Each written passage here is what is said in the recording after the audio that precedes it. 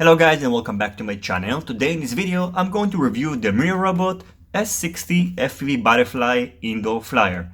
Inside this box we're getting the quadcopter, the remote controller, a USB charger and LiPo batteries. I've got the version with 3 batteries. You can choose when you buy this product whether to get 1, 2 or 3 batteries. These batteries are 1S 200 mAh 40C LiPo batteries. And of course, in addition, we also get in the instructions manual. As you can see, the S60 is an inductive style quadcopter. It weighs almost 20 grams. The weight of each battery is 5.86 grams. So the weight of the quadcopter, including the battery, is 25.73 grams. Its frame made out of plastic, but it looks like a very durable material. In addition, these motors are 6mm brushed motors. Its VTX is a 48 channels 25mW transmitter, and on the front we can find an FPV camera. This flight controller supports 2 flight modes which are configured on the remote controller, so you can either fly it when it's stabilized, so the quadcopter is going to level up itself, and you can also fly it in agility mode where it's not going to level itself. The battery is inserted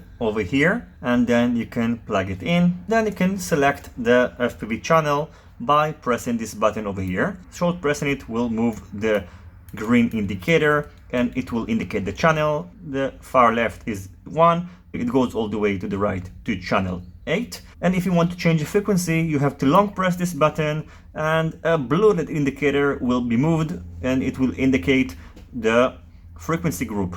The far left is A and it goes all the way to F, and you can use the instructions manual in order to match your favorite band and channel. However, it goes all the way to D, so they didn't include E and F. I'm going to fly it on 5860, so I will have to set it up on A7. So you can see that now it's on channel 1, and when I move to channel 7, the FPV is working properly.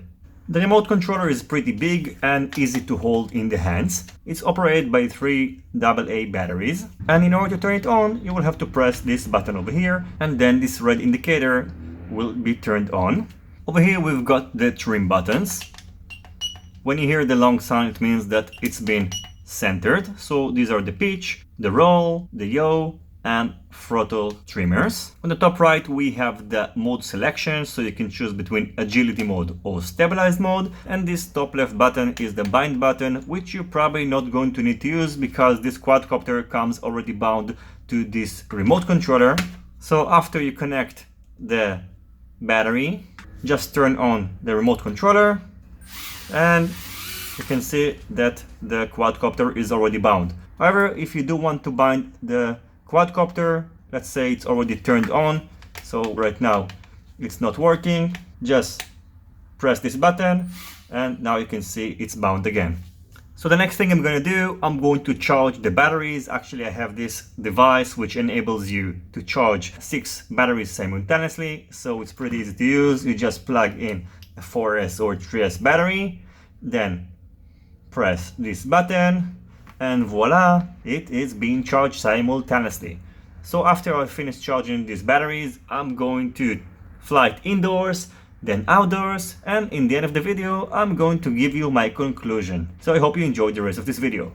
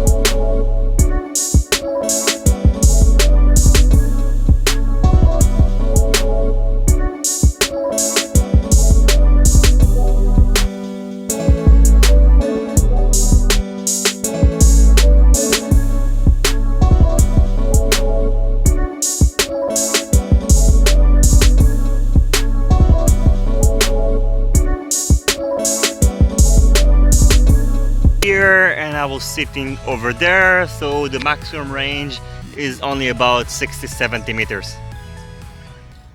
So overall, I think that the Mirarobot S60 is a very nice indoor flyer.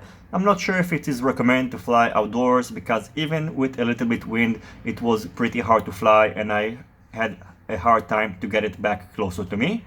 Its range is also very limited. I could operate only within about 50 meters or so, and as stated in the user manual, the FPV range is actually greater than the radio range. So it's a bit confusing, because normally in other quadcopters you're limited by the FPV, so when you start to lose picture you can come back. But it's not the case with this quadcopter, because I could get a very clear image at 50 meters and I just lost the control of the radio. By the way, you're not getting any spare propellers with this quadcopter, but that's not really bad, because one of the things I really liked about this quadcopter, that these propellers are well secured and they don't come off easily like other quadcopters that I've reviewed. Now, although this quadcopter has 2 flight modes, I had a hard time to fly it on angle mode, so I just sticked to horizon mode. But anyway, you're not going to get any acro action with this quadcopter like the one you can get, for example, with the Ishin Flying Frog QX90. The remote controller feels pretty good in the hands, but the gimbals are not very accurate, so it's going to be a little bit hard to control, especially when you fly it in tight places.